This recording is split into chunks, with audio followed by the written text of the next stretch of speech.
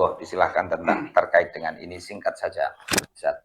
Assalamualaikum warahmatullahi wabarakatuh. Waalaikumsalam. Bismillah, alhamdulillah, wassalatu wassalamu ala rasulillah Sayyidina Muhammad ibn Abdullah wa ala alihi wa ala para kiai yang sangat saya hormati.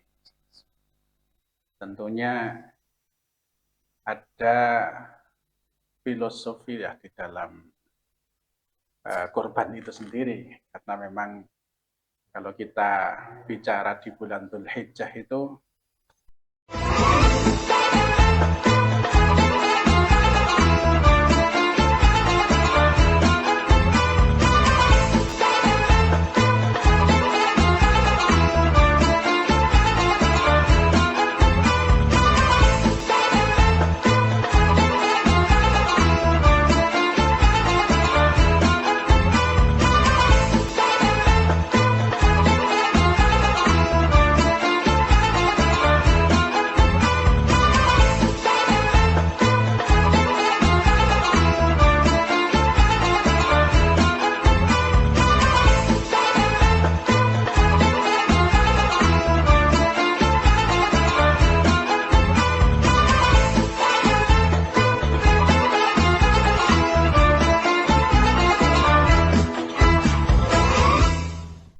Assalamualaikum warahmatullahi wabarakatuh. Waalaikumsalam warahmatullahi wabarakatuh. Alhamdulillah wassalatu wassalamu ala sayyidina Rasulillah Muhammad ibn Abdullah wa ala alihi wa sahbihi wa mawalah. La haula wa la quwata illa billah. Amma ba'd. Pemirsa Eldanu TV, damai, dakwah menyejukkan dan inspiratif yang dirahmati Allah Subhanahu wa taala. Para kiai, para bapak yang saat ini telah hadir di tengah-tengah kita. Yang pertama, Kiai Haji Anas Nur Salim selaku Ketua Yayasan Pendidikan Al-Ma'arif Singosari, Kiai Haji Ibnu Hamdun, pengasuh Pondok Pesantren Putri Nurul Huda yang berdomisili di Jalan Keramat Singosari, Ustadz Muhammad Syaikhu selaku pengurus Tanfidiyah, Ketua Tanfidiyah MBJ NU Kecamatan Singosari, Kiai Haji Ghoziadin Jufri selaku pengasuh Pondok Pesantren Nurul Qur'ani yang berada di Jalan Masjid Barat Singosari, dan juga Ketua LDNU MWC Singosari. Alhamdulillah, pada malam hari ini kita dipertemukan oleh Allah Subhanahu wa taala dalam keadaan sehat walafiat. Para kiai, para asatid yang dirahmati Allah Subhanahu wa taala, kita malam hari ini berbincang-bincang, ngobrol santai.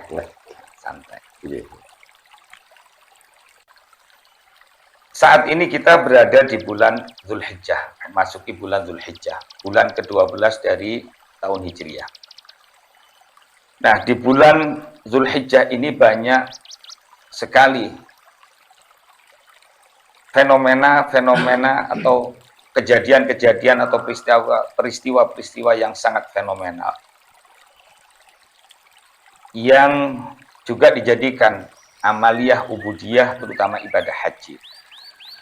Bulan ini banyak yang menyebutkan bulan haji dan bulan kurban. Untuk itu kami berharap di dalam obrolan kita ini memberikan inspirasi kepada masyarakat, warga Nahdliyin terutama, apa yang harus dilakukan di bulan-bulan Dzulhijjah ini. Nah, terkait dengan bulan Dzulhijjah yang disebut dengan bulan haji dan bulan kurban, sehingga ini merupakan momentum yang sangat luar biasa. Kira-kira peristiwa apa saja, apa yang menyebabkan, yang menjadikan bulan Dzulhijjah itu menjadi bulan haji, bulan kurban? Mohon dijelaskan oleh Pertama oleh Kiai Haji Anas Abdul Salim. Monggo. Singkat saja tetapi berisi. Assalamualaikum warahmatullahi wabarakatuh. Waalaikumsalam Bismillahirrahmanirrahim. Terima kasih. Ini sudah hadir dari Ketua MBCNO, ada Ketua LDNO.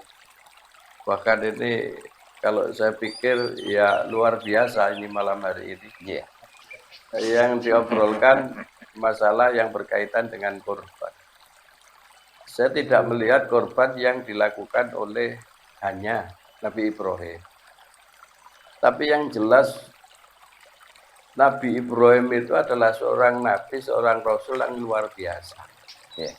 Hampir syariat yang diterima oleh beliau itu kebanyakan pengorbanan fisik. Misalnya ya khitan, pengorbanan fisik. Kemudian tidak punya putra sekian lama sekali berdoa ingin punya putra.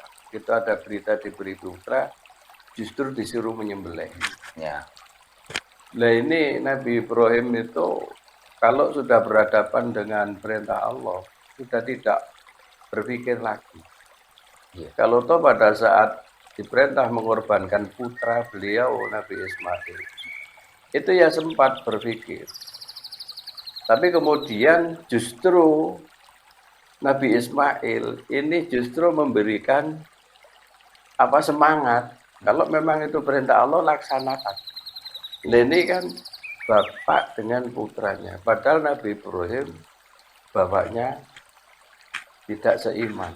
Jadi ujian yang cukup berat dari lingkungan keluarga, dari ujian fisik pengorbanan yang diberikan oleh Allah. Nah ini bisa kita lihat bahwa kalau Nabi Ibrahim seorang Nabi dan Rasul, bahkan Abul Anbiya, itu masih diuji oleh Allah. Jadi kalau wajar kalau kita ini diuji.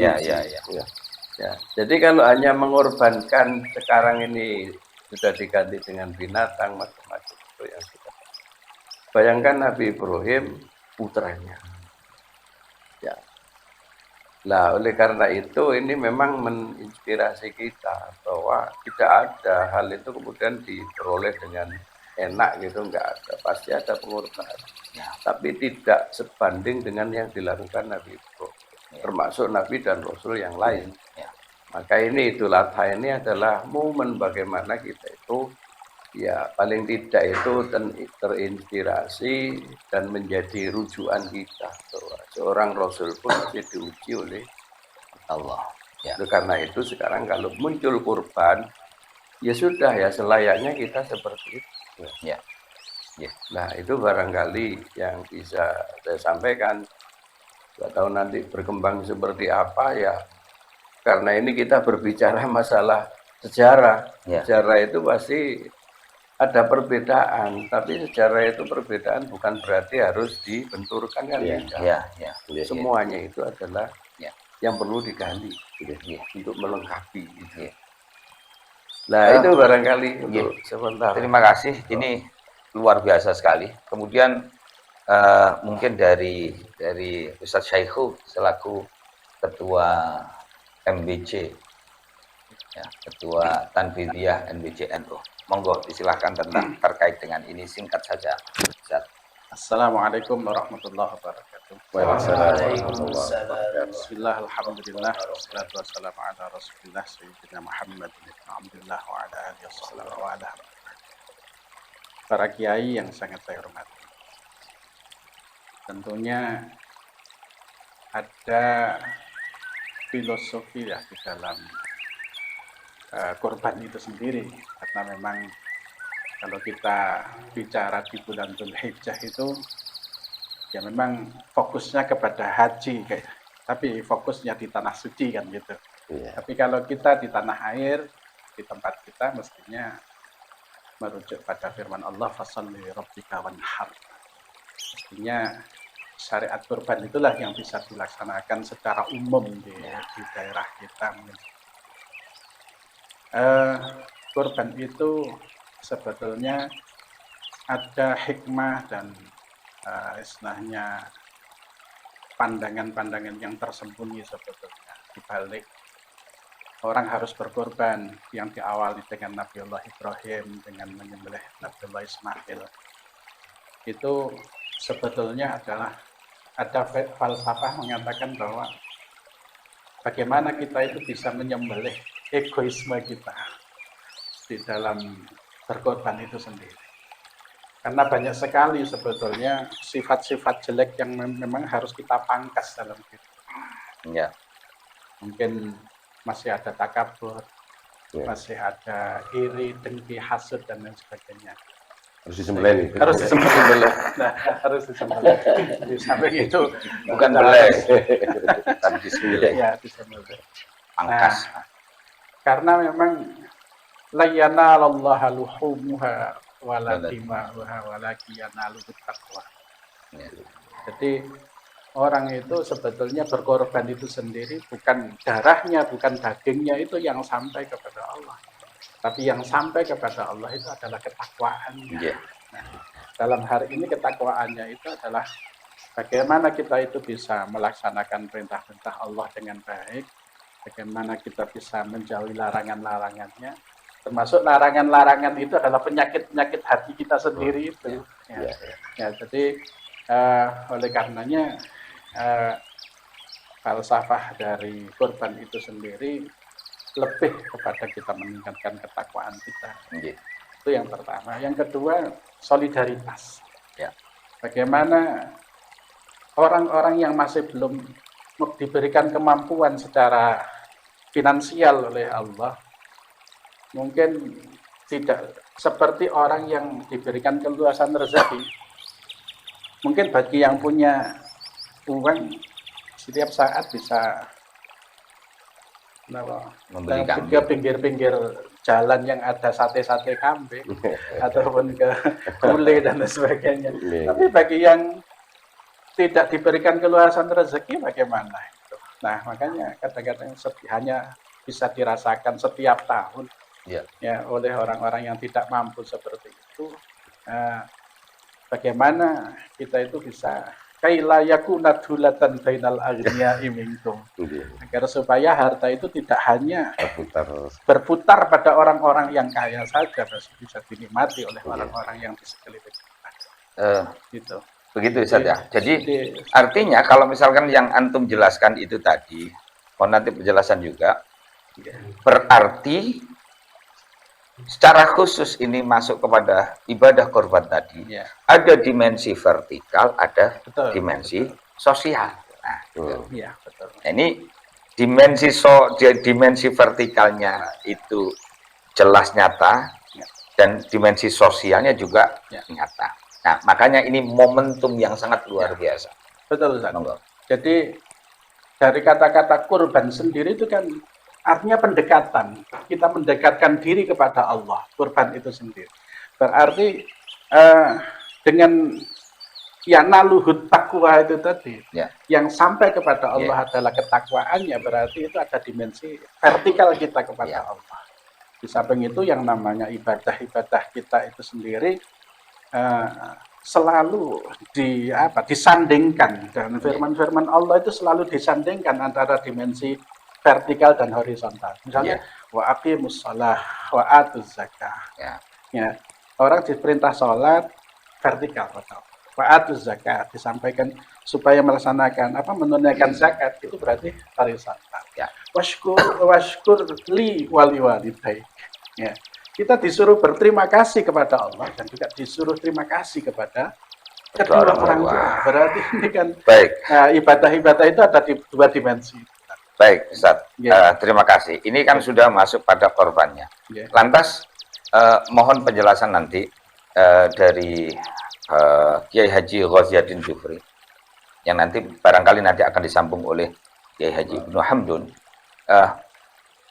tentang dasar daripada ibadah korban itu sendiri. Nah, ini tadi belum sempat disinggung ini dasarnya. Tadi sudah masuk korban aja. Korban ini, korban itu. Nah, sekarang zamannya dasar ya. Makanya monggo dasarnya daripada kita diperintahkan berkorban, atau Nabiullah Ibrahim itu diperintahkan menyembelih menyembelih Nabiullah Ismail itu bagaimana Ustaz? Monggo. Baik, terima kasih para kiai, Pak Ustadz. Benarnya dikatakan oleh Kiai Anas tadi. Jadi Nabi Ibrahim alaihissalam ini berdoa, Robbi habli minas shalihin. Wahai Allah, anugerahkanlah kepada kami anak yang soleh. Anak termasuk tergolong orang-orang yang soleh. Ini As-Saffat ayat 100. Jadi Nabi Ibrahim ini, sebagaimana kita ketahui dari Kiai Anas, itu khitannya di usia sudah 80 lebih. Fabasyarnau bihulamin halim, itu di As-Saffat ayat 101. Lalu kami beri kabar gembira dengan hadirnya seorang anak yang sangat penyabar. Dalam tafsir Sawi itu ada keterangan bahwasanya Nabi Ibrahim itu berputra Nabi Ismail dari Ibu Hajar di usia 86. Dan Nabi Ibrahim mempunyai putra Nabi Ishak dari Ibu Sarah itu usia 99. Fabasyarnau bihulamin halim ini ternyata Allah memberi kabar gembira itu melalui para malaikat bisuratil atyaf. Jadi berbentuk manusia menyampaikan kabar gembira bahwasanya akan hadir putra yang sangat sabar. Saat itu Nabi Ibrahim posisi di Palestina, di Palestina. Ya. Lalu beliau mau berangkat ke Sodom. Jadi mau menghancurkan umatnya Nabi Lut yang tidak taat. Ya. Bahkan sempat ada dialog Nabi Ibrahim menyampaikan, tolong di sana ada Nabi Lut, kata Nabi Ibrahim kepada malaikat. Setelah falamma balagha ma'ahu sa'ya, setelah Nabi Ismail ini bersama Nabi Ibrahim bisa mandiri, bisa bekerja, bisa beribadah dengan Nabi Ibrahim. Ini memang ada penafsiran yang bervariasi, ada yang mengatakan 7 tahun, ada yang mengatakan 14 tahun dan sebagainya. Lalu Allah Subhanahu wa taala ingin menguji sejauh mana kecintaan Nabi Ibrahim kepada beliau, apakah lebih cinta kepada putra beliau ataukah lebih cinta kepada Allah. Ya. Lalu perintah ini sebenarnya melalui mimpi. Ya. Melalui mimpi di malam Tarwiyah. Jadi kalau nggak salah besok Tarwiyah. Ya. Jadi tanggal 8 itu di malam harinya bermimpi, mimpinya disuruh menyembelih putra. Di hari Tarwiyah beliau berpikir, ini benar nggak ini? Mimpi ini benar nggak disuruh menyembelih putra itu? Beliau merenung, memikirkan kebenaran dari mimpi itu. Di hari kedua, di malam kedua, maksudnya malam Arafah, Ya. setelah malam Tarwiyah, di malam Arafah, beliau bermimpi lagi dengan mimpi yang sama. Tadi Arafah ini dari kata Arafah. Beliau baru tahu, mengerti. Namun beliau masih belum mengeksekusi. Kemudian pada saat tanggal 10, jadi malam tanggal 10 itu, nah mimpi yang ketiga. Nah lalu beliau mengatakan kepada putranya, qala ya bunayya inni arafil manami anni azbahuka fanzur madza tara. Itu mimpi yang sama Ustaz. Jadi Iya. Jadi yang pertama, kedua dan ketiga itu. Iya, betul. Berturut-turut. Seri ya. Betul. Bukan seri, Iya, tapi mimpi yang sama. yang sama.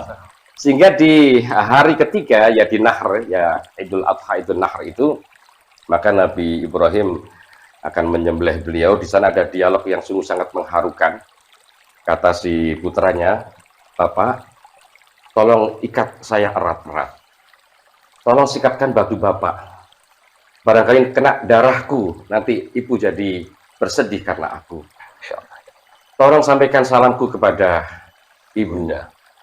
Dan pakaianku berikan kepada ibu. Barangkali bisa menjadi kenangan indah bagi ibu. Subhanallah. Jadi Nabi Ibrahim tidak bisa berkata apa-apa. Engkau adalah anak yang sangat bisa membantu aku. Bisa kita bayangkan kalau Nabi Ismail itu lari. Bagaimana Nabi Ibrahim ini ya? Ya. Nah ini pisau yang tajam ini. Pisau yang tajam ini sebenarnya sudah dipersiapkan. Iya. Jadi itu ada dua riwayat. Ada yang mengatakan ketajaman pisau itu diambil oleh Allah sehingga tidak mempan. Ada yang mengatakan di situ ada nuhas yang di lehernya Nabi Ismail, sehingga tidak bisa menembus ke lehernya Nabi Ismail. Setelah itu datanglah firman Allah bahwasanya qasaddaq tarru'ya. Jadi Nabi Ibrahim sudah melaksanakan benar penyembelihan itu, namun bukan itu tujuannya sebenarnya. Bukanlah tidak mungkin Allah memerintahkan seorang manusia membunuh manusia. Namun Allah ingin menguji sejauh mana kecintaan beliau kepada putranya terkasih yang didambakan sejak 30 tahun yang lalu dengan Allah Subhanahu wa taala. Namun Nabi Ismail juga tidak kalah pentingnya. Beliau berani mengorbankan nyawanya sendiri. Bahkan mengatakan, "Ya abatif alma tu'mar, satajiduni insyaallah minas sabirin." Ini sangat mengharukan. Bapak, kalau memang itu benar-benar perintah Allah, laksanakan. Bapak akan tahu bahwasanya saya termasuk orang yang sabar. Ini perintah yang mengharukan. Barangkali benar kata Kiai Anas, tidak mungkin ini terjadi pada manusia biasa seperti kita, tidak mampu. Ya. Nabi menyatakan, asyadun nasi balaan al-anbiya, summa salihun, summa ladzina yalunahum. Jadi manusia yang paling berat ujiannya adalah para nabi. Kemudian orang-orang yang soleh baru berikutnya. Ya kalau kita orang saleh mungkin tidak tahu yang nomor berapa. Mungkin gambarannya seperti itulah. Ya. Alhamdulillah. Ini bahkan di Nggih, satu sisi itu Nabi Ismail itu minta diikat. Iya. Tolong saya diikat. Iya, betul. Barangkali nanti saya budi menyakiti ayah. Iya, Sampai seperti itu Nabi. Iya, iya. Jadi ini antara bapak dengan anak. Pas Ini ya. luar biasa. Nggak ada saya kira orang. Dipengaruhi oleh istrinya pun enggak anaknya dipengaruhi. Masa ada ayah menyembelih putranya sendiri, itu kan yang terus dikudasi. Iya, betul. Dari situlah ya, jadi pengaruh-pengaruh begitu itu kalau jelek itu mesti setan. Iya, iya benar. Kalau jelek pasti setan. Iya, Ada iya. setan baik. Ya. Nggak usah dituruti lah gitu ya. Lantas begini lagi yang menjadi pertanyaan dan terkiang-kiang. Ini ada tadi sudah disampaikan oleh. Tidak ada orang sekarang begitu. Nggak ono blasus. Nggak percaya aku. Artinya begini. Kiai mohon maaf ini mohon dijelaskan juga. Itu kan berawal dari mimpi. Dari mimpi. Meskipun berturut-turut. Mungkin kalau sekarang, mohon maaf ini, yang apa zaman sekarang ini zaman apa zaman Gen Z apa itu sepertinya enggak masuk akal itu ya. Tahayul, waduh, nek mimpi 3 hari berturut-turut sama mimpinya saya juga pernah misalkan begitu ada yang begitu misalkan. Ini kok sampai dijadikan beliau bagaimana ini menurut pendapat Kiai Haji Ibnu Hamdun? Terima kasih pemaparan dari beberapa kiai, subhanallah luar biasa. Artinya dari peristiwa bulan Dzulhijjah itu sendiri yang tadi disampaikan, yang pertama adalah bulan haji, yang kedua dikatakan bulan kurban. Yeah. Bahkan Allah Subhanahu wa taala menyatakan bahwa bulan Dzulhijjah itu masuk Ashhurul Hurum, bulan-bulan yang dimuliakan oleh Allah Subhanahu wa taala. Kenapa kok termasuk yang dimuliakan oleh Allah Subhanahu wa taala? Ternyata di dalamnya ada yang namanya ibadah haji ke Baitullah yang notabene termasuk rukun Islam yang kelima. Itu pun ada qaidnya. Manis tato'a ilaihi sabila.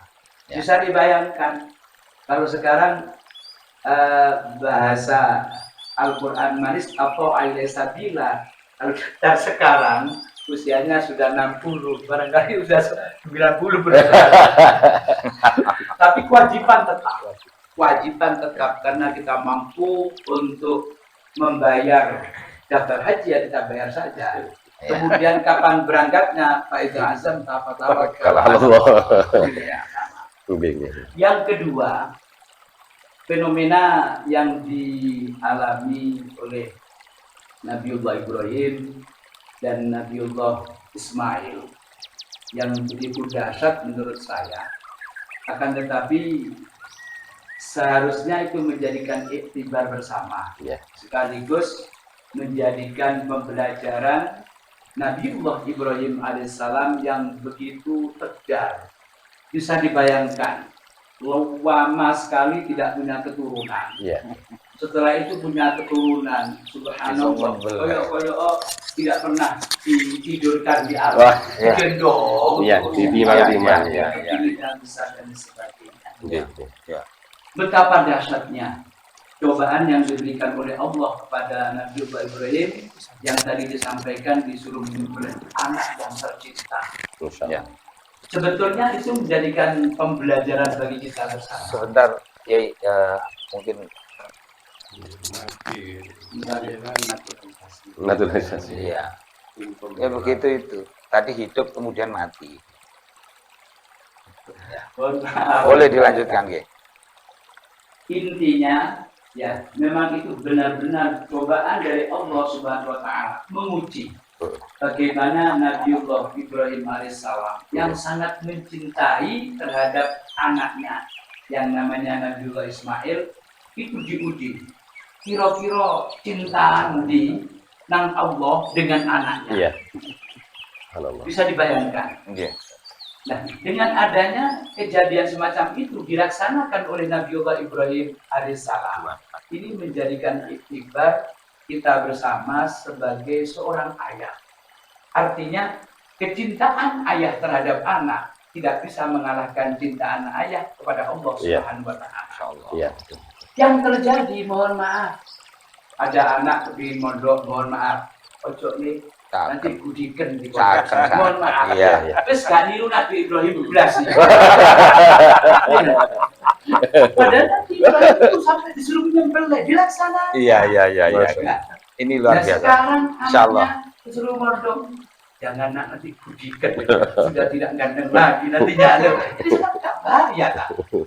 Gak bahaya. ayamnya Didi. Maka dengan adanya Nabiullah Ibrahim alaihissalam dengan Nabi Ismail ini sebuah cerita yang sangat dahsyat sekali. Menurut saya ini menjadikan iktibar, menjadikan pembelajaran bagaimana seorang bapak Ayub Nabiullah Ibrahim alaihissalam, seorang anak yang patuh, tulus dan iman kepada Allah, melok torikohnya atau gayanya Nabi Ismail alaihissalam. Dengan demikian antara ayah dengan bapak klop, semuanya bertakwa kepada Allah Subhanahu wa Ta'ala. Cocok ambil hadis kanjeng Nabi, wa ma abakum abuna. Bapak iman kepada Allah Subhanahu wa Ta'ala, muncul anaknya juga iman kepada Allah Subhanahu wa Ta'ala. Nah, barangkali ini menjadikan sebuah iming-iming kita bersama, bagaimana kita seorang bapak kepingin koyok Nabiullah Ibrahim, kaifiahnya tadi itu, patuhnya kepada Allah Subhanahu wa Ta'ala. Begitu juga anak-anak kita, iso manut, nurut dan sebagainya. Sementara mohon maaf, jauh HP gambarnya sing gambar apel. Sementara bapaknya pakai gambar kucing. Terus gak jelas dia. Ada manut, nurut dan sebagainya. Saya kira itu tambahan saja. Terima kasih para kiai yang sangat luar biasa obrolan kita malam hari ini. Barangkali saya menambahkan, tadi kan kok ada perintah lewat mimpi. Di era Nabi Ibrahim itu beda dengan era Nabi Muhammad, langsung wahyu, didatangi malaikat, kadang lewat suara lonceng, kadang berbeda. Jadi pola pikir kita itu jangan menggunakan pola pikir sekarang. Satu. Kemudian yang kedua, syariat Islam itu ada yang tidak boleh didiskusikan. Jadi ada ta'abudian, ya ngono iku. Seperti tawaf, kok mau bengi waktu sih ya Allah. Itu yang diuji jadi kehambaan kita kepada Allah, enggak usah ta'abudian. Terus makkulan. Jadi masuk akal. Makkulan. Ya contohnya kan masuk akal, tapi ada yang nggak bisa masuk akal. Misalnya kalau mencuri potong tangan masuk akal di satu sisi, tapi ada yang hukmian. hukumnya yang diselesaikan. Contoh wudu, sing ngentut sapa ayo? Nek apa yang diusap kok utang? Karena wahyu dari Allah tuntunannya. Nah, iya, mestinya kan yang salah itu. Sakit mata yang disuntik, ini kok gak matanya? Lah, ini kan seperti tadi lewat mimpi itu di era Nabi Ibrahim. Ya sudah diabadikan di dalam Al-Quran. Mau didiskusikan seperti apa? Itu wahyu, itu nggak bisa kita nggak nurut. Baik, saya boleh istilahnya menambahkan. Singkat saja. Jadi yang disampaikan Ki Aris itu benar. Sebenarnya Nabi itu, semua Nabi itu tanamu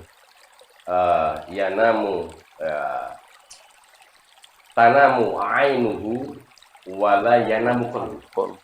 Jadi semua Nabi itu meripatnya, maaf Sari, tapi hatinya tidak. Sehingga wahyu itu bisa muncul. Jadi beliau setiap Nabi, itu artinya beliau dapat wahyu itu sebenarnya hatinya tidak gitu. Nah, jadi seperti itu teorinya, untuk memperkuat yang disampaikan oleh Termasuk ada salah satu imam itu ya, katanya orang alim, nginep di rumah seseorang itu imam siapa itu? Ya, itu kan tidur aja, lu kena apa? Jari ini wong alim.